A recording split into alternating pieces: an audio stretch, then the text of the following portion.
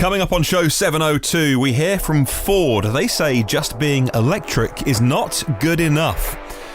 But what do their words actually mean? We're going to find out. Stick around.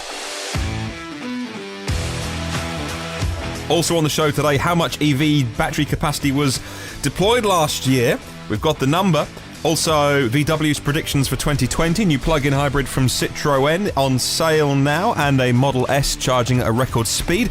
Plus, we're going to talk about a new 4x4 EV from Volkswagen. Well, good morning, good afternoon, or good evening, wherever you are in the world. Welcome to EV News Daily for Wednesday, the 19th of February. My name is Martyn Lee, and I go through every EV story so you don't have to. Thank you, as always, to myev.com for making this show with me. If you would like to find out more about them in the USA, cars with plug sockets on, if you're buying or selling or learning about them, things like warranties and other issues around them, check out myev.com.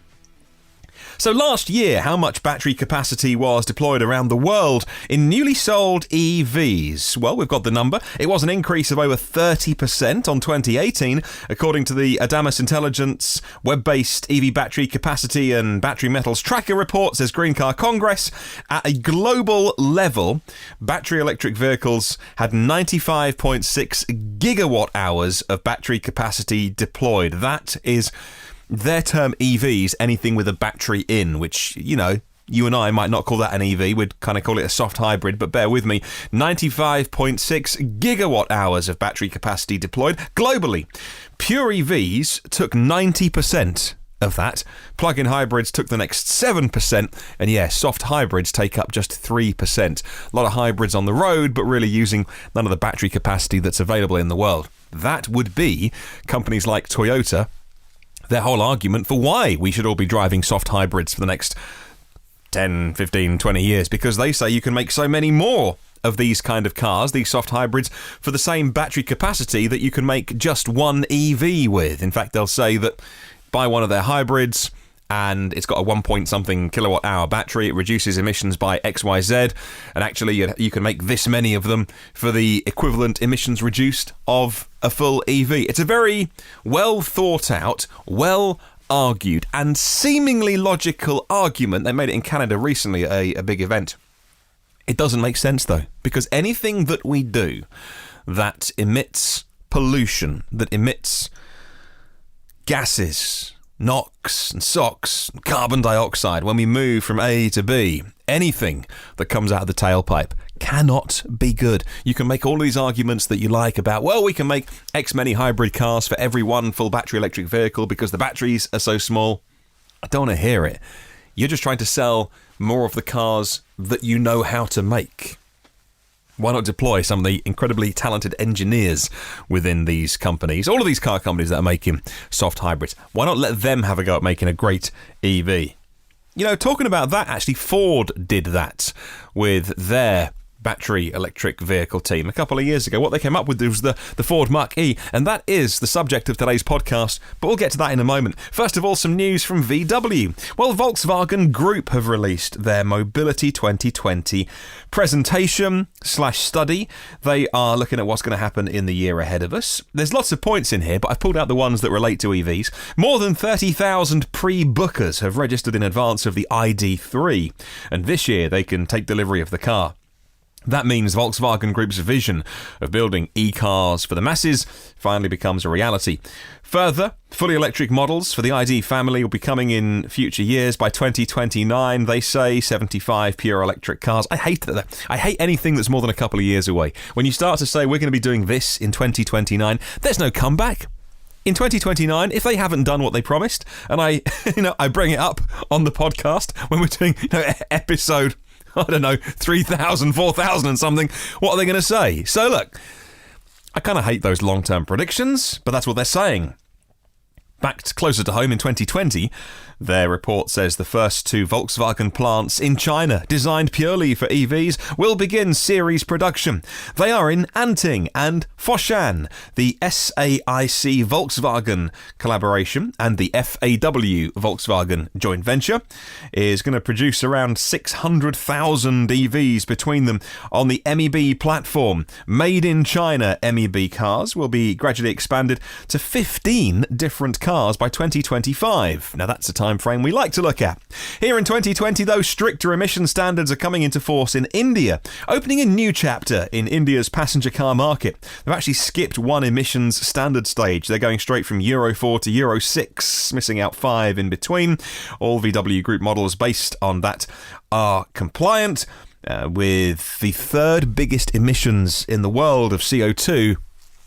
India do need to get on board with EVs. Who are number one and number two? No surprises if you didn't know. China is number one, USA is number two for CO2 emission.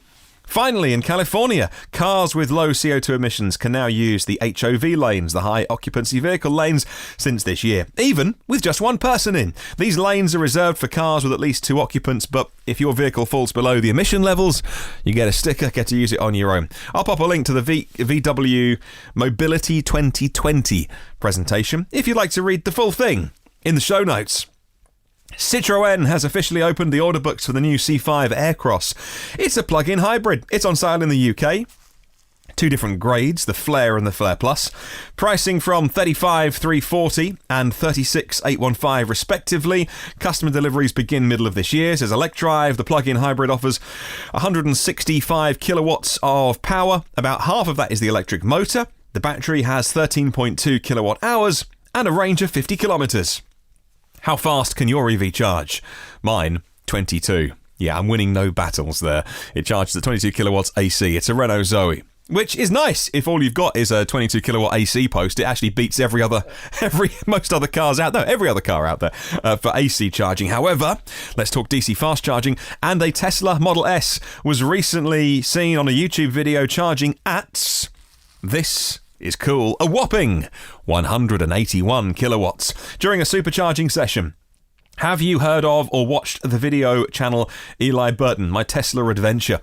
He made a video of driving his Model S to the Fremont mothership where Tesla make their vehicles. He has a Raven edition Model S performance, and so it's got a 100 kilowatt hour battery pack, and of course it's the new Raven one as well. He drove it down to 5% and then turned up at Fremont. Now look, normally most people don't go down that low to 5%. Most people would feel comfortable maybe 8 or 10%. What do you reckon?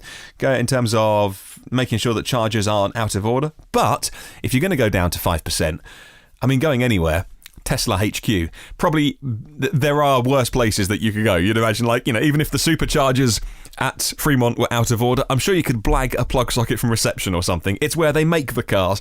But no, the superchargers weren't out of order. They're V3 superchargers, and plugging in his Raven Model S, he got 181. Well done to him on a new V3 supercharger. Of course, Model 3s can peak at 250 if the battery is nice and toasty warm and you arrive with a low state of charge. Staying with Tesla, and a new bill introduced in Colorado is going to allow electric vehicle manufacturers to bypass the state's direct sales ban, says Electrek. And that's good news for Rivian, who are looking to follow Tesla's direct sales model. But at the moment, Rivian don't fall under the exception as Tesla in Colorado law. So they need this new bill to actually pass. And that's because Colorado's really important for Rivian. It's one of the states where EV buyers are pretty popular. Comes in 4th place in per capita EV sales as Electrek. It's the kind of place as well where Colorado residents would like the kind of trucks and SUVs that Rivian's going to be making. Well, how about this? This is interesting. You know that Tesla are obsessed with rationalization, with efficiency, with making everything vertically integrated, as simple as possible. Now, they've sent out a letter, I imagine it's an email, a letter to owners, which I saw on the TMC forums, and I'll just read it to you. We are excited to announce the opening of our newest service centre in Santa Ana, designated for Model 3. Starting today to improve the service experience for all owners, Santa Ana will only schedule Model 3 owners, while Costa Mesa will only schedule S and X. All other service centres in the area continue to serve all models.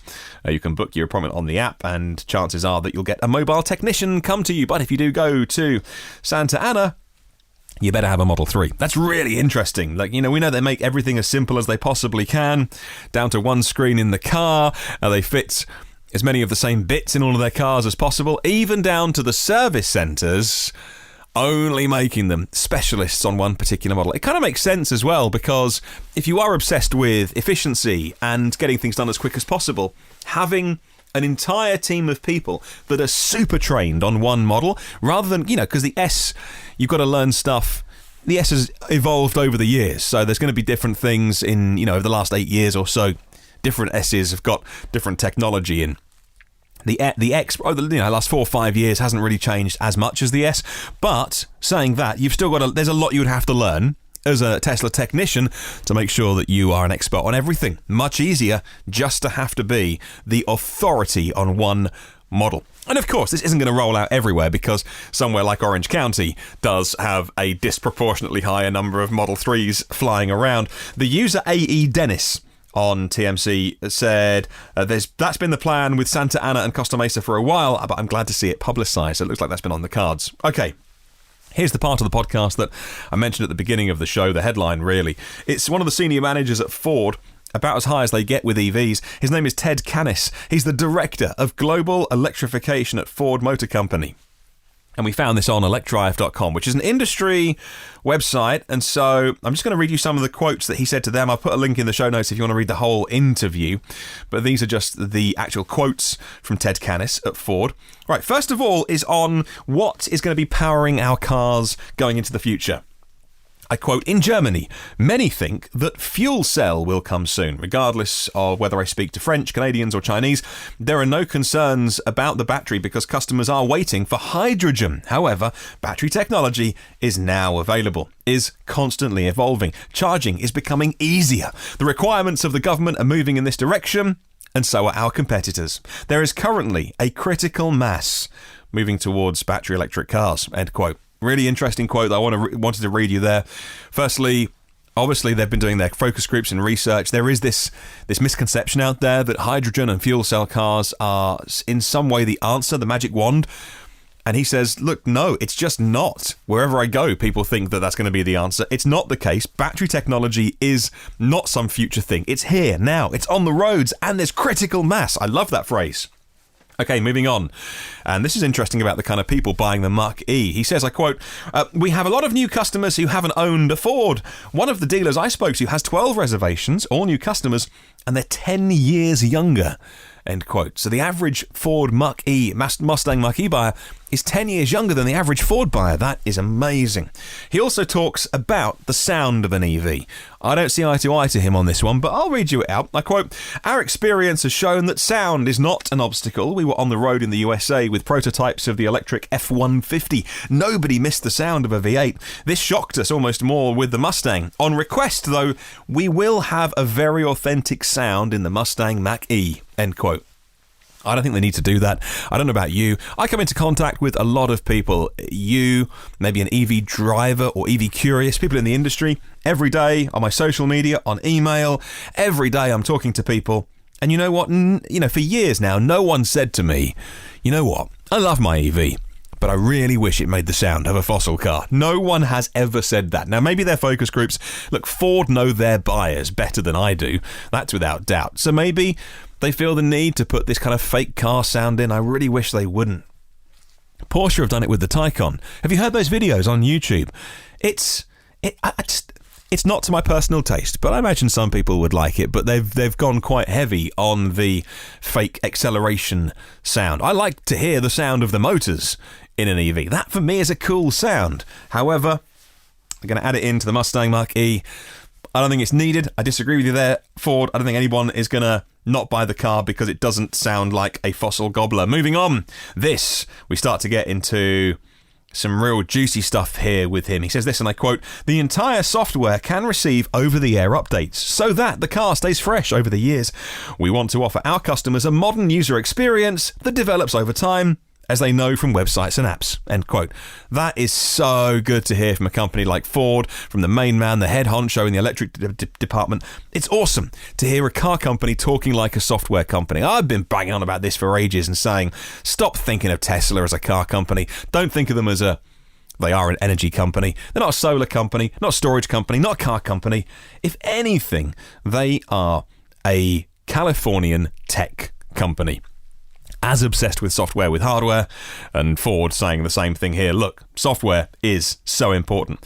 How about the software that you'll actually use, though? He talks about the Ford Pass app. The Ford Pass app, for European customers at least, gives access to 125,000 charging points on the new Motion network and Ionity. Aren't Ford an investor in Ionity? I'm like 99% sure. Please let me be right on that. I think Ford are investing in Ionity, so the HPC chargers, the ones that... Because some of the Mustang Mach-E models will go up to 150 kilowatts charge speed. Not all of them, I gather.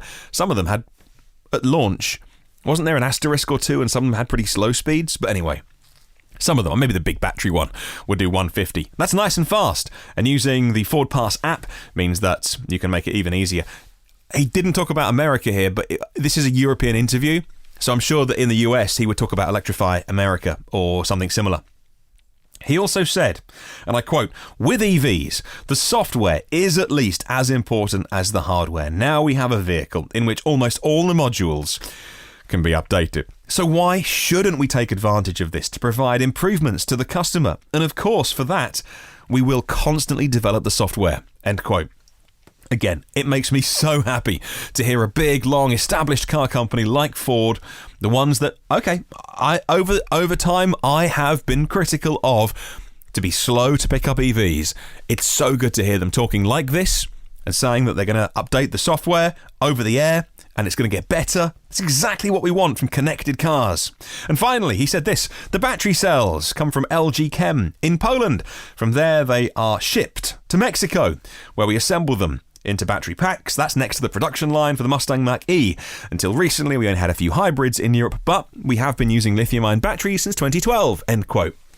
So clearly saying there, look, we're not newbies to lithium-ion batteries, but did you pick that up? They make them in Poland from LG Chem, so gold standard, right? Some of the best batteries or cells, but then they ship them to Mexico. I mean, that's even worse than Tesla having to make them all at the Nevada Gigafactory and get them all transported via road and rail to California. It's a lot further, though. And any car company having to ship batteries halfway round the world from Poland to Mexico. You know, I'm not a million miles away from Poland here in GB, and we honeymooned in Mexico. I remember that journey, and it's a long one. That's suboptimal, and they must know that. I'm sure that their supply chain experts at Ford are doing absolutely the best thing that they possibly can for this car. I'm sure that on their roadmap is making the cars or making the cells closer to where they make the cars. In a way, you've got to look at the model that Tesla are doing, Giga Shanghai, Giga Berlin, all under one roof: cell production, battery production, car production. Elon said we'll never make the same mistake again of making the cells away from the cars. Interesting, actually. All of the headlines from China seem to have gone away now with Tesla China. The factory opened and started making Model 3s a year to the day. Delivering them a year to the day since the groundbreaking ceremony. There is a second building being built, by the way. They're now building cell production at Giga Shanghai. That doesn't get as many headlines, but equally as important. Some would say, more so if you look at the grand scheme of things. But either way, that's ongoing at the moment. And that's going to be, a big deal from mid this year. I think cell production starts. Correct me if I'm wrong. Okay, moving on. That was really interesting. And thank you to Ford for providing so many quotes, and also Electrive for putting the full interview online as a transcript, and just really, really hopeful signs in there. And that, give them the benefit of the doubt, and let's see when it's out at the end of the year what the Mach-E is really like to drive. Quick sidebar, a great fully charged video with Robert Llewellyn. Went to have a look at it in London. You can see it too till the 21st of this month, 2 more days, at Marble Arch in London. They didn't let him drive it. Really frustrating. They stuck him in the back, which is, it could be the back seat of any car in the world. It was just a shot facing backwards of him talking to the main man from Ford. Interesting, but come on, even if you've only got like 20 of these prototypes made, come on, it's fully charged. It's Robert Llewellyn. Get him insured. Let him drive it. And we want to hear his thoughts. It wasn't great. I mean, his presentation of it was fantastic, by the way, but in terms of what they were allowed to do, he couldn't have a fiddle, couldn't have a play. And it's like, come on, Ford, we're not that far away from the car hitting the road. And it's like, I'm not saying every journalist out there should get the chance, but one or two of the really big EV channels, Worth having a look, though. Go and have a look. It's a really good video. Okay, let's talk Singapore. After declaring its ambition to phase out fossil cars in 2040, Singapore is making EVs more attractive from next year, says StraitsTimes.com. In his budget speech yesterday, Deputy Prime Minister Heng Swee Keat laid out a number of measures. A couple of them included things like a new tax rebate and surcharges based on vehicles' emissions levels, an early adoption incentive scheme from next year, up to $20,000 equivalent, capped per vehicle. That's a rebate. Wow, that's huge. Wow, $20,000 rebate? That's huge. Most countries are a few thousand equivalent local currency. But that's amazing. Well done, Singapore. And I'll put the full article in the show notes if you want to read about all the incentives they're putting in place. Finally, Volkswagen is on the verge of giving the green light to a new ID-branded SUV. It's going to be rivaling the BMW iX3 and the Mercedes-Benz EQB, according to autocar.co.uk. It's a full electric SUV based on the MEB platform, and they've called it, for now, I'm sorry about this, the Ruggds. RUGGD-ZZ. Come on, VW. You've had your fun. You're drunk. Go home. So they had the ID Buzz with lots of Zs, and the ID Cross, and the ID Vision with lots of Zs in the middle. And now they're making a 4x4, which all they'll tell us is called the Ruggds, which they say is a play on the word rugged. Yeah, no, Sherlock.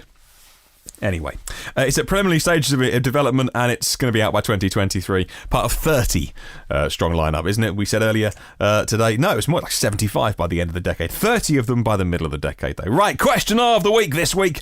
I'd love to hear from you. Are you happy to pay extra for add-on features or apps for your connected car after you've bought it, or the car that you buy? Would you like that to be the car that is the car that you own? In other words, do you mind the car companies that make your car still having the ability to have a little fiddle even after you've bought it? This comes after Tesla will allow people who've got the standard range plus Model 3, because it's got heated seats in the back. It's got the hardware, but not turned on because you didn't buy the expensive one. But for $300, they'll turn it on for you. Do you like the way that this is going, or don't you like this trend? Also, on the flip side as well, people have had things like supercharging turned off on their Tesla if the car gets damaged. Tesla's saying they've updated their terms and conditions. They don't want any damaged cars using their supercharging network. I understand that. I get that. It's very reasonable. Nobody wants to be put at danger. But also they're turning off DC fast charging even on third-party networks. So you can only slow charge your Tesla with AC at home. You bought the car, and they dip into it because it's connected and turn these things off in the name of safety. So, what do you think about all this? Let me know. You can email me, hello@evnewsdaily.com. Leave a comment on the YouTube show. There are 235 patrons of the podcast. Thank you to those who keep me going, my premium partners. Phil Roberts of Electric Future, EF.Energy, if you're interested in the big commercial solar installs that he does. Brad Crosby, thank you. Avid Technology, and the latest name to add to the list is Brightsmith. You can check him out at brightsmithgroup.com for clean tech talents. There are 701 previous shows in the archive. If you can leave a little review on Apple Podcasts, it really helps me out to grow the show. Have a wonderful day. Catch you tomorrow. And remember, there's no such thing as a self-charging hybrid.